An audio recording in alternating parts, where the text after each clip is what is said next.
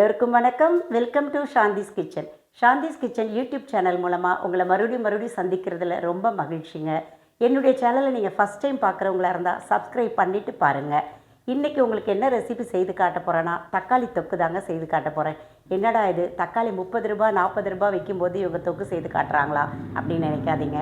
நீங்கள் விலை கம்மியாக இருக்கும்போது நீங்கள் வாங்கி செய்து ஸ்டோர் பண்ணி வச்சுக்கோங்க, சரிங்களா? இன்றைக்கி நான் ஏன் செய்து காட்டுறேன்னா, எங்கள் வீட்டு பக்கத்தில் ஒரு சூப்பர் மார்க்கெட் இருக்குங்க. அங்கே நான் திங்ஸ் வாங்க போயிருந்தேன். அங்கே வந்து 1000 ரூபீஸ்க்கு மேலே வாங்குறவங்களுக்கு 1 கிலோ தக்காளி 9 ரூபான்னு சொல்லி கொடுத்து வாங்கிட்டு போக சொன்னாங்க. சரி, ரொம்ப சீப்பாக இருக்கே அப்படின்னு சொல்லிவிட்டு நான் ஒரு 2 கிலோ, நான் 1000 ரூபாய்க்கு மேலே தான் திங்ஸ் வாங்கினேன். ஸோ 2 கிலோ தக்காளி நான் வாங்கிட்டு வந்தேங்க. அதில் ஒரு தக்காளி 3/4 கிலோ எடுத்து தான் உங்களுக்கு நான் செய்து காட்டுறேன், சரிங்களா? அதை எப்படி செய்கிறேன்னு பார்க்கலாம் வாங்க. அதுக்கு தேவையான பொருட்கள் ஃபஸ்ட்டு நான் என்னென்னு காட்டுறேன் வாங்க. 3/4 கிலோ நாட்டு தக்காளி வாங்கி நான் கட் பண்ணி வச்சுருக்கேன். நீங்கள் பெங்களூர் தக்காளி போடுற மாதிரி இருந்தீங்கன்னா கூட எக்ஸ்ட்ரா ஒரு 2-3 சேர்த்துக்கோங்க. ஏன்னா நாட்டு தக்காளி புளிப்பு இருக்கும் இல்லையா, அதுக்காக சொன்னேன். நல்லெண்ணெய் 7 டேபிள் ஸ்பூன், பூண்டுப்பல் 15, கடுகு 2 ஸ்பூன், வெந்தயம் 1 ஸ்பூன், ஜீரகம் 1 ஸ்பூன், புளி பெரிய ஒரு லெமன் சைஸ், தேவைக்கேற்ப உப்பு, தாளிக்கிறதுக்கு கருவேப்பிலை, வெல்லம் 1/2 ஸ்பூன், காஷ்மீரி மிளகாய்த்தூள் 3 ஸ்பூன், மஞ்சத்தூள் 1/2 ஸ்பூன், பெருங்காயம் 1 ஸ்பூன், காஞ்ச மிளகாய் 4. இப்போ தக்காளி தொக்கை எப்படி செய்யலான்னு காட்டுறேன் வாங்க. நம்ம எடுத்து வச்சுருக்கோம் இல்லையா ஆயில், அதில் ஒரு 3 ஸ்பூன் முதல்ல விட்டுக்கிறேன்.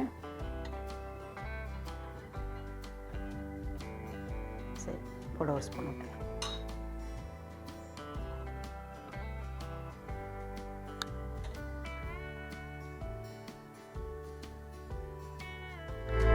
எண்ணெய் காய்ஞ்ச உடனே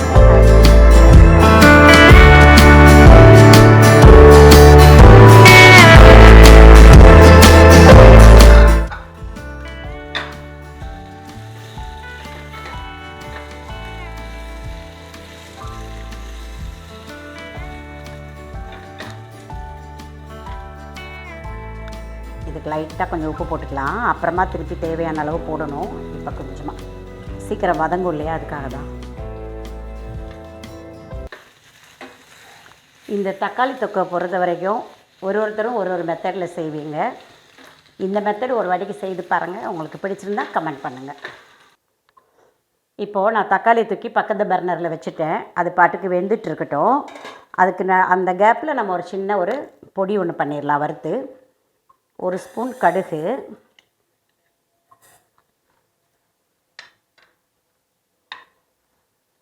1 ஸ்பூன் ஜீரகம், 1 ஸ்பூன் வெந்தயம்,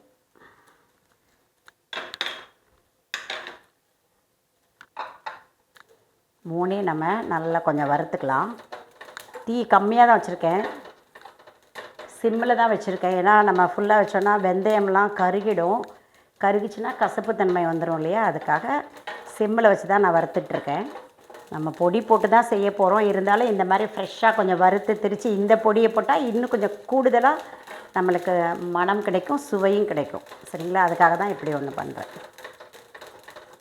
அவ்வளோதாங்க. இது வந்து வறுத்துருச்சு. இது ஆறுனதுக்கப்புறம் நான் மிக்ஸி ஜாரில் போட்டு நான் பொடி பண்ணிவிட்டு காட்டுறேன் உங்களுக்கு.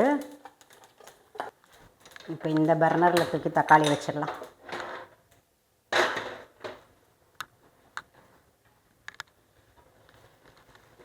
இந்த மாதிரி வெந்துட்டுருக்கு இல்லையா, நல்லா வதங்கிரட்டும்.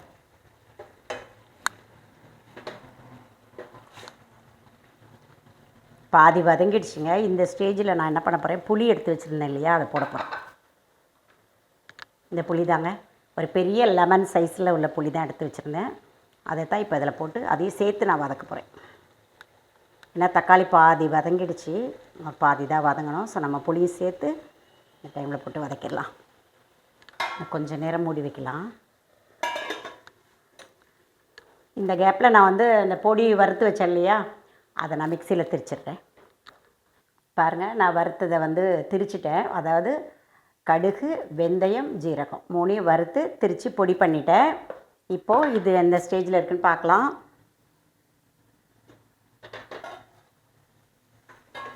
ஆல்மோஸ்ட் ரெடி ஆகிடுது.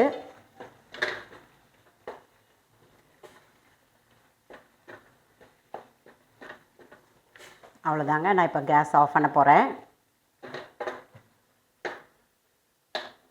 கேஸ் ஆஃப் பண்ணிட்டேன். இது நல்லா ஆறுனதுக்கப்புறம் மிக்சியில் அரைச்சிட்டு உங்களுக்கு காட்டுறேன். அடுத்த ஸ்டெப் என்னன்றதை நான் அதுக்கப்புறம் சொல்கிறேன்.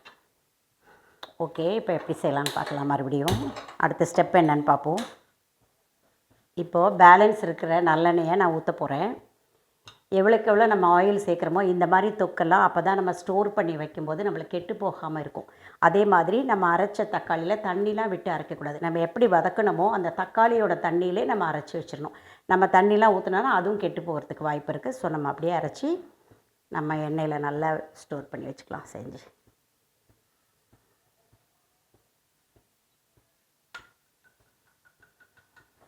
மொத்தம் 7 டேபிள் ஸ்பூன் எடுத்துருந்தேங்க. ஃபஸ்ட்டே 3 டேபிள் ஸ்பூன் விட்டு தான் நான் தக்காளியை வதக்கினேன். இப்போ பேலன்ஸ் 4 இது ஊற்றிட்டேன். எண்ணெய் காயட்டும். கடுகு போட்டுடலாம். இந்த உரம் நான் கடுகு போட்டிருக்கேன். இந்த உரத்தில் நம்ம பூண்டை போட்டுடலாம்.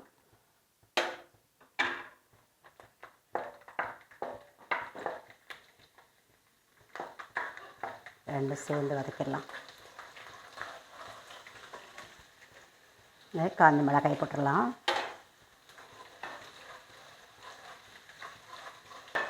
இப்போ கருவேப்பிலை போட்டுருவோம்.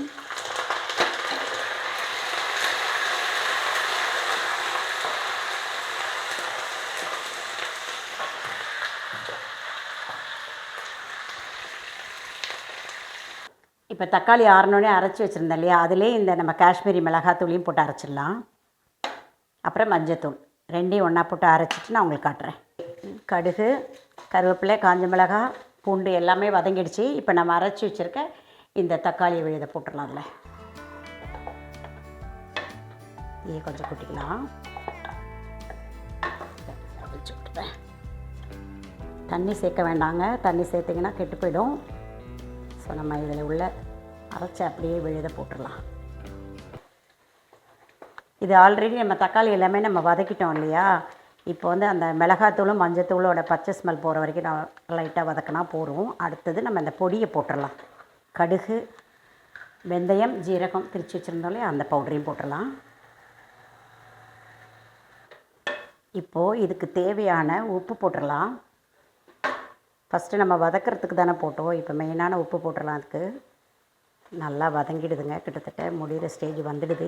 இந்த மாதிரி டைமில் நம்ம வந்து பெருங்காயத்தூள் போடணும்.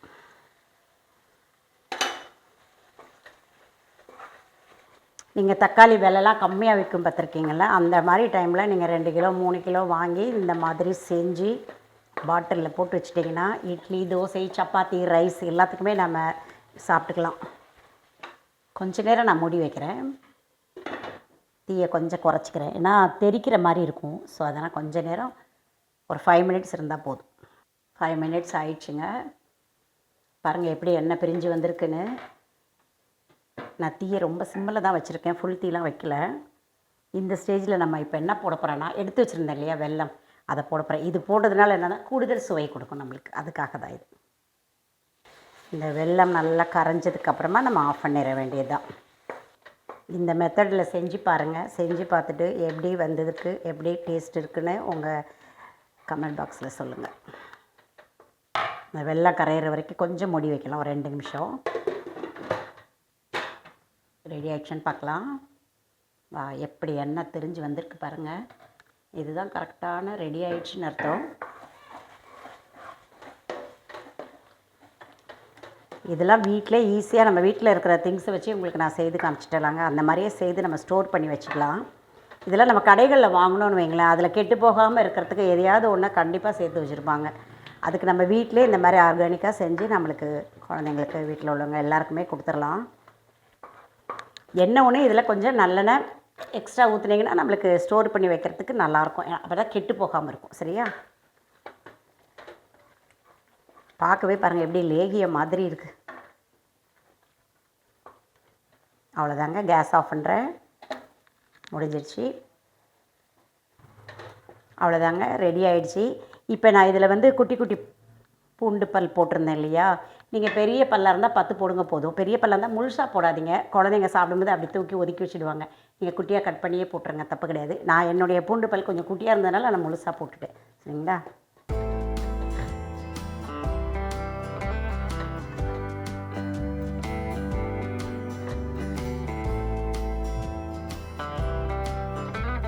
அவ்வளோதாங்க. சுலபமான முறையில் சுவையான தக்காளி தொக்கு உங்களுக்கு செய்து காமிச்சிருக்கேன். நான் ஒரு 3/4 கிலோ தான் போட்டு செய்து காமிச்சிருக்கேங்க.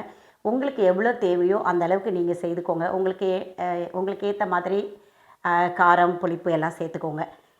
மலிவான விலை விற்கும்போது நீங்கள் 2 கிலோ 3 கிலோ கூட வாங்கி இந்த மாதிரி செய்து நல்ல பாட்டிலில் ஸ்டோர் பண்ணி வச்சுக்கலாம். சரிங்களா? இந்த ரெசிபி உங்களுக்கு பிடிச்சிருந்ததுன்னா லைக் பண்ணுங்கள், ஷேர் பண்ணுங்கள், கமெண்ட் பண்ணுங்கள், சப்ஸ்கிரைப் பண்ணுங்கள். அடுத்த ஒரு புது வீடியோவில் உங்களை நான் மீண்டும் சந்திக்கிறேன். அது வரைக்கும் உங்களிடமிருந்து விடைபெறுவது சாந்தி திரைப்பாண்டியன் ஃப்ரம் சாந்திஸ் கிச்சன். நன்றி, வணக்கம்.